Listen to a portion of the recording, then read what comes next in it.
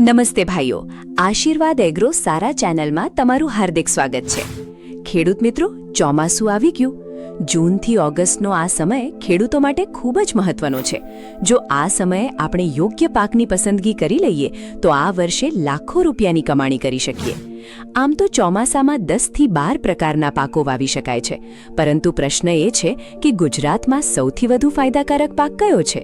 કયા બીજ વાપરવા, કયા વિસ્તારમાં કયો પાક વધુ સારો રહે અને કેટલું બીજ વાપરવું?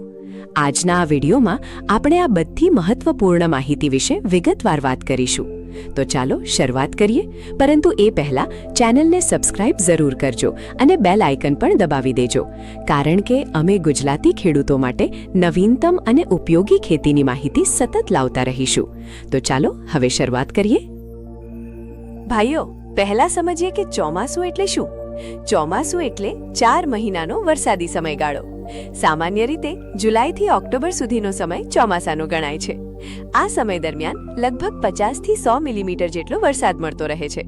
તાપમાન પણ 25 થી 32 ડિગ્રી આસપાસ રહે છે અને જમીનમાં પૂરતી ભેજ અને તરબતરતા રહેતી હોવાથી પાકનો વિકાસ સારો થાય છે। હવે વાત કરીએ ગુજરાતના અલગ અલગ વિસ્તારોમાં વરસાદની સ્થિતિ વિશે। ઉત્તર ગુજરાતમાં જેમ કે બનાસકાંઠા, પાટણ અને મહેસાણામાં લગભગ 50 થી 75 મિલીમીટર વરસાદ પડે છે। મધ્ય ગુજરાતમાં જેમ કે ગાંધીનગર, આણંદ અને ભરૂચમાં 75 થી 100 મિલીમીટર સુધી વરસાદ મળે છે, જ્યારે દક્ષિણ ગુજરાતમાં સુરત અને તાપી જેવા વિસ્તારોમાં 100 થી 150 મિલીમીટર જેટલો વધુ વરસાદ પડે છે અને કચ્છ તથા સૌરાષ્ટ્ર વિસ્તારમાં સામાન્ય રીતે 40 થી 60 મિલીમીટર જેટલો ઓછો વરસાદ જોવા મળે છે। એટલે જ આ માહિતી આપણા માટે ખૂબ જ જરૂરી છે, કારણ કે વરસાદ અને વિસ્તારને ધ્યાનમાં રાખીને જ યોગ્ય પાકની પસંદગી કરવી જોઈએ। હવે વાત કરીએ ગુજરાતના સૌથી લોકપ્રિય પાકની, કપાસ। આપણા ગુજરાતમાં કપાસને ખેડૂતોનું સફેદ સોનું પણ કહેવામાં આવે છે। કપાસની વાવણીનો શ્રેષ્ઠ સમય મે મહિનાના અંતથી શરૂ થઈ જૂન દરમિયાન માનવામાં આવે છે। જો ચોમાસું મોડું આવે તો જુલાઈના પહેલા 15 દિવસ સુધી પણ વાવણી કરી શકાય છે। 1 એકર માટે અંદાજે 800 થી 900 ગ્રામ જેટલું બીજ પૂરતું રહે છે। રોપણ અંતર સામાન્ય રીતે 120 બાય 60 સેન્ટીમીટર અથવા 100 બાય 60 સેન્ટીમીટર રાખવામાં આવે છે। જમીનની સારી તૈયારી માટે 3 થી 4 વાર ખેડ કરવી જોઈએ, જેથી જમીન ભૂરભૂરી બને અને મૂળનો વિકાસ સારો થાય। ખાસ વાત, વાવણી પહેલા જમીનની ચકાસણી જરૂર કરાવજો, કારણ કે યોગ્ય ખાતર વ્યવસ્થા માટે માટી પરીક્ષણ ખૂબ જ જરૂરી છે।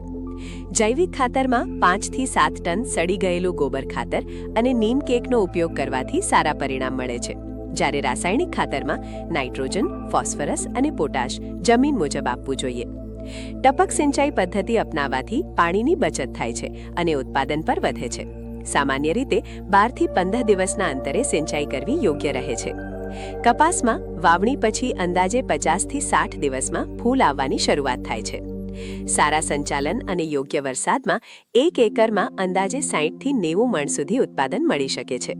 હાલમાં બજારમાં કપાસનો ભાવ અંદાજે 1500 થી 1600 રૂપિયા પ્રતિ મણ આસપાસ જોવા મળે છે। એટલે કે સારા પાકમાં કપાસ ખેડૂતોને ખૂબ સારી કમાણી આપી શકે છે। હવે વાત કરીએ બીજા નફાકારક પાકની, એરંડા। એરંડો એટલે ઓછા પાણીમાં પણ સારો નફો આપતો પાક। એરંડાની વાવણીનો શ્રેષ્ઠ સમય જુલાઈ મહિનાથી શરૂ થઈ ઓગસ્ટના પ્રથમ પખવાડિયા સુધી માનવામાં આવે છે। ખાસ કરીને સારો વરસાદ થયા પછીની વાવણીમાં એરંડાનો વિકાસ વધુ સારો થાય છે। 1 એકર માટે અંદાજે 2 થી 3 કિલો જેટલું બીજ પૂરતું રહે છે। રોપણ અંતર સામાન્ય રીતે 120 બાય 60 સેન્ટીમીટર અથવા 150 બાય 60 સેન્ટીમીટર રાખવામાં આવે છે। એરંડા માટે સારી નિતારવાળી, ભૂરભૂરી અને મધ્યમ કાળી જમીન વધુ યોગ્ય માનવામાં આવે છે। જૈવિક ખાતરમાં 3 થી 4 ટન સડી ગયેલું ગોબર ખાતર આપવું યોગ્ય રહે છે, જ્યારે રાસાયણિક ખાતર જમીનની ચકાસણી મુજબ આપવું જોઈએ। એરંડાની સૌથી મોટી ખાસિયત એ છે કે તેને ઓછા પાણીની જરૂર પડે છે, એટલે ઓછા વરસાદવાળા વિસ્તારોમાં પણ આ પાક સારો ચાલે છે। સામાન્ય રીતે 20 થી 25 દિવસના અંતરે સિંચાઈ કરવી યોગ્ય રહે છે। એરંડાનો પાક અંદાજે 5 થી 6 મહિનામાં તૈયાર થાય છે। સારા સંચાલન અને અનુકૂળ વાતાવરણમાં 1 એકરમાં અંદાજે 70 થી 100 મણ સુધી ઉત્પાદન મળી શકે છે। હાલમાં બજારમાં એરંડાનો ભાવ અંદાજે 1500 રૂપિયા પ્રતિ મણ આસપાસ જોવા મળે છે। ગુજરાતમાં બનાસકાંઠા, પાટણ અને ઉત્તર ગુજરાતના વિસ્તારો એરંડા માટે ખૂબ જાણીતા છે, એટલે જ ઓછા ખર્ચ અને ઓછા પાણીમાં એરંડો ખેડૂતો માટે સારો વિકલ્પ બની શકે છે। ખેડૂત મિત્રો, અહીં સુધીની માહિતી તમને ઉપયોગી લાગી રહી હોય તો એક નાની વિનંતી છે. આ વિડીયોને તમારા ગામના વોટ્સએપ ગ્રુપમાં અને ફેસબુક પર જરૂર શેર કરજો, કારણ કે ઘણી વખત સાચી ખેતી માહિતીના અભાવે ખેડૂતોને નુકસાન સહન કરવું પડે છે. કદાચ તમારું એક શેર કોઈ બીજા ખેડૂત ભાઈને લાખો રૂપિયાનું નુકસાન બચાવી શકે. એટલે વધુમાં વધુ ખેડૂત મિત્રો સુધી આ માહિતી પહોંચાડવામાં તમે પણ સહભાગી બનો. હવે વાત કરીએ ગુજરાતના સૌથી લોકપ્રિય તેલીબિયા પાકની, મગફળી. સૌરાષ્ટ્ર અને ગુજરાતમાં મગફળી ખેડૂતો માટે એક મુખ્ય રોકડીયો પાક માનવામાં આવે છે. મગફળીની વાવણીનો શ્રેષ્ઠ સમય સારો વરસાદ શરૂ થયા પછી જૂનના અંતથી જુલાઈ દરમિયાન માનવામાં આવે છે. મોડા વરસાદની સ્થિતિમાં ઓગસ્ટના પહેલા 15 દિવસ સુધી પણ વાવણી કરી શકાય છે. 1 એકર માટે સામાન્ય રીતે 35 થી 40 કિલો જેટલું બીજ જરૂરી રહે છે, જ્યારે આધુનિક અને ટપક પદ્ધતિમાં થોડું ઓછું બીજ પણ પૂરતું રહે છે. રોપણ અંતર સામાન્ય રીતે 30 બાય 10 સેન્ટીમીટર અથવા 40 બાય 15 સેન્ટીમીટર રાખવામાં આવે છે.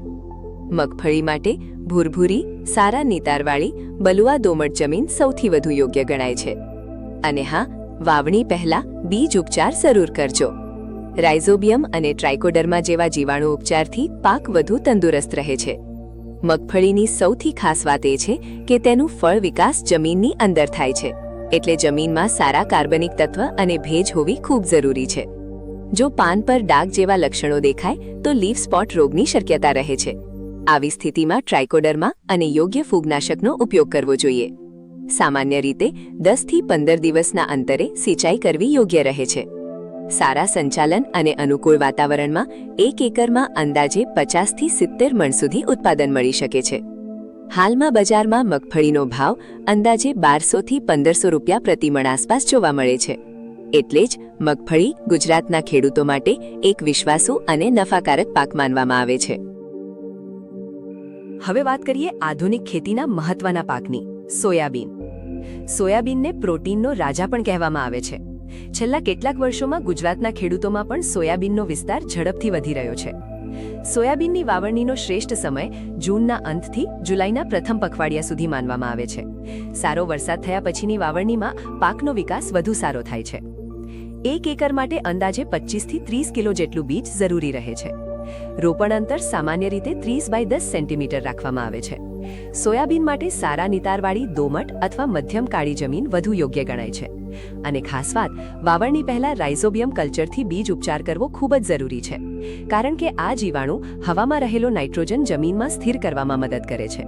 એટલે સોયાબીનનો પાક જમીનની ઉર્વરતા વધારવામાં પણ મદદરૂપ બને છે. સોયાબીનમાં લગભગ 40% જેટલું પ્રોટીન હોય છે, તેથી પશુ આહાર, તેલ ઉદ્યોગ અને ખાદ્ય પ્રોસેસિંગમાં તેની ભારે માંગ રહે છે. સોયાબીન મુખ્યત્વે વરસાદ આધારિત પાક છે, તેથી વધારે પાણી ભરાઈ રહે તો મૂળ સડવાની સમસ્યા પણ થઈ શકે છે.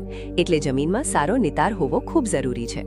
ખાતર વ્યવસ્થામાં નાઇટ્રોજન ઓછું અને ફોસ્ફરસ વધારે આપવું યોગ્ય રહે છે, કારણ કે સોયાબીન પોતે પણ જમીનમાં નાઇટ્રોજન ઉમેરે છે. સારા સંચાલન અને અનુકૂળ વરસાદમાં 1 એકરમાં અંદાજે 30 થી 50 મણ સુધી ઉત્પાદન મળી શકે છે. હાલમાં બજારમાં સોયાબીનનો ભાવ અંદાજે 1000 થી 1200 રૂપિયા પ્રતિ મણ આસપાસ જોવા મળે છે. એટલે જ ઓછી કિંમત, ઓછી સિંચાઈ અને સારી માંગને કારણે સોયાબીન ખેડૂતો માટે સારો વિકલ્પ બની રહ્યું છે. હવે વાત કરીએ ટૂંકા સમય અને ઓછા ખર્ચમાં સારો નફો આપતા પાકની, મગ. મગનો પાક જમીનની તંદુરસ્તી સુધારવામાં પણ ખૂબ મદદરૂપ બને છે. મગની વાવણીનો શ્રેષ્ઠ સમય જૂનના અંતથી જુલાઈ દરમિયાન માનવામાં આવે છે. સારો વરસાદ થયા પછીની વાવણીમાં અંકુરણ અને વિકાસ વધુ સારો થાય છે. 1 એકર માટે અંદાજે 8 થી 10 કિલો જેટલું બીજ જરૂરી રહે છે. રોપણ અંતર સામાન્ય રીતે 30 બાય 10 સેન્ટીમીટર રાખવામાં આવે છે. મગ માટે સારા નિતારવાળી ભૂરભૂરી અને દોમટ જમીન વધુ યોગ્ય ગણાય છે. અને હા, વાવણી પહેલા રાઇઝોબિયમ કલ્ચરથી બીજ ઉપચાર જરૂર કરજો, કારણ કે મગનો પાક પણ જમીનમાં નાઇટ્રોજન સ્થિર કરવામાં મદદ કરે છે. મગને વધારે પાણીની જરૂરત પડતી નથી. સામાન્ય રીતે 10 થી 12 દિવસના અંતરે હળવી સિંચાઈ પૂરતી રહે છે. મગનો પાક અંદાજે 60 થી 70 દિવસમાં તૈયાર થઈ જાય છે. સારા સંચાલન અને અનુકૂળ વાતાવરણમાં 1 એકરમાં અંદાજે 10 થી 15 મણ સુધી ઉત્પાદન મળી શકે છે. હાલમાં બજારમાં મગનો ભાવ અંદાજે 2000 થી 2500 રૂપિયા પ્રતિ મણ આસપાસ જોવા મળે મળે છે. મગનો સૌથી મોટો ફાયદો એ છે કે ઓછા સમયમાં પાક તૈયાર થઈ જાય છે અને પછી બીજા પાકની વાવણી પણ સરળ બને છે.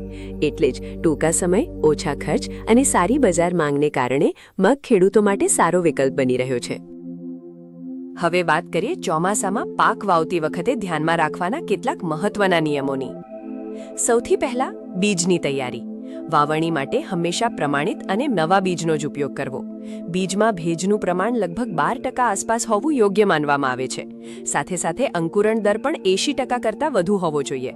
અને સૌથી મહત્વની વાત, વાવણી પહેલા બીજ ઉપચાર જરૂર કરવો. ટ્રાયકોડર્મા અથવા જીવાણુ કલ્ચરથી ઉપચાર કરવાથી શરૂઆતના રોગોથી બચી શકાય છે.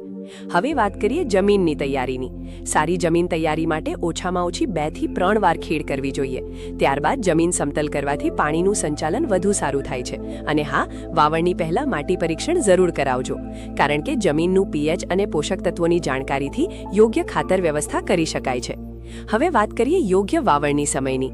સામાન્ય રીતે સારો વરસાદ થયા પછીની વાવણી સૌથી વધુ સફળ રહે છે. જ્યારે તાપમાન 25 થી 30 ડિગ્રી વચ્ચે હોય ત્યારે અંકુરણ અને વિકાસ સારો થાય છે. સિંચાઈ અને ખાતર વ્યવસ્થા પણ ખૂબ જ મહત્વની છે. પાક પ્રમાણે યોગ્ય સમયે સિંચાઈ કરવી જોઈએ અને પાણી ભરાઈ ન રહે તેનું ખાસ ધ્યાન રાખવું. ખાતર હંમેશા જમીનની ચકાસણી મુજબ આપવું વધુ ફાયદાકારક રહે છે. હવે વાત કરીએ જૈવિક જીવાત નિયંત્રણની. ટ્રાયકોડર્માનો ઉપયોગ ગોબર ખાતર સાથે કરવાથી જમીનજન્ય રોગોમાં ઘટાડો થાય છે. જ્યારે ફેરોમોન ટ્રેપ લગાવવાથી જીવાત પર નિયંત્રણ રાખવામાં મદદ મળે છે. અને જરૂર પડે ત્યારે NPV જેવા જૈવિક ઉપાયોનો ઉપયોગ પણ કરી શકાય છે. એટલે જો આ નાના નિયમોનું ધ્યાન રાખશો તો ચોમાસાના પાકમાં ખર્ચ ઓછો અને ઉત્પાદન વધુ મેળવી શકશો. હવે અંતમાં કેટલીક ખાસ ટિપ્સ અને સલાહ વિશે વાત કરીએ. ભાઈઓ, જો આ વાતોનું ધ્યાન રાખશો તો ખેતીમાં ખર્ચ ઓછો અને નફો વધુ મેળવી શકશો. સૌથી પહેલી વાત, પાક ફેરબદલી એટલે કે ક્રોપ રોટેશન જરૂર અપનાવો. દર વર્ષે એક જ જમીનમાં એક જ પાક ન વાવો. દાળવાળા પાક પછી તેલીબિયા અથવા અન્ય પાક લેવાથી જમીનની તંદુરસ્તી સારી રહે છે. બીજી મહત્વની વાત, સમયસર વાવણી કરો. સારો વરસાદ થયા પછી શક્ય તેટલી વહેલી વાવણી કરવાથી પાકનો વિકાસ વધુ સારો થાય છે. કારણ કે વધારે મોડું કરવાથી ઉત્પાદન પર સીધી અસર પડે છે. શક્ય હોય ત્યાં સુધી સહપાક પદ્ધતિ પણ અપનાવો. જેમ કે મગફળી સાથે તુવેર અથવા કપાસ સાથે મગ જેવા પાક લેવાથી જોખમ ઓછું થાય છે અને આવકના અલગ અલગ સ્ત્રોત પણ મળે છે. ખાતરમાં જૈવિક અને રાસાયણિક ખાતરનું સંતુલિત પ્રમાણ રાખવું જોઈએ, કારણ કે માત્ર રાસાયણિક ખાતર પર નિર્ભર રહેવું લાંબા ગાળે જમીન માટે નુકસાનકારક બની શકે છે. પાણીની બચત માટે ટપક સિંચાઈ જેવી આધુનિક પદ્ધતિ અપનાવો, જેથી ઓછા પાણીમાં પણ સારો પાક મેળવી શકાય. તમારા પાકના દર મહિને ફોટા અને નોંધ રાખો, જેથી આવતા વર્ષે ભૂલો અને સુધારાઓ સરળતાથી સમજાઈ શકે. પાડોશી ખેડૂતો સાથે અનુભવ અને માહિતી વહેંચતા રહો. ક્લસ્ટર ખેતી અને સામૂહિક ખરીદીથી ખર્ચમાં પણ ઘટાડો થાય છે. બજારના ભાવ વિશે સતત માહિતી મેળવતા રહો. યોગ્ય સમયે વેચાણ કરવાથી વધુ સારો ભાવ મળી શકે છે. અને સૌથી મહત્વની વાત, ખેતીમાં બિનજરૂરી દેવું લેવાનું ટાળો. આયોજનબદ્ધ ખેતી અને ખર્ચ નિયંત્રણથી આર્થિક રીતે વધુ મજબૂત બની શકાય છે. ખેતી માત્ર મહેનત નથી, પણ સમજદારી અને યોગ્ય આયોજનનો ખેલ છે. તો ખેડૂત મિત્રો, આશા છે કે આજનો આ વિડીયો તમને જરૂર ઉપયોગી લાગ્યો હશે.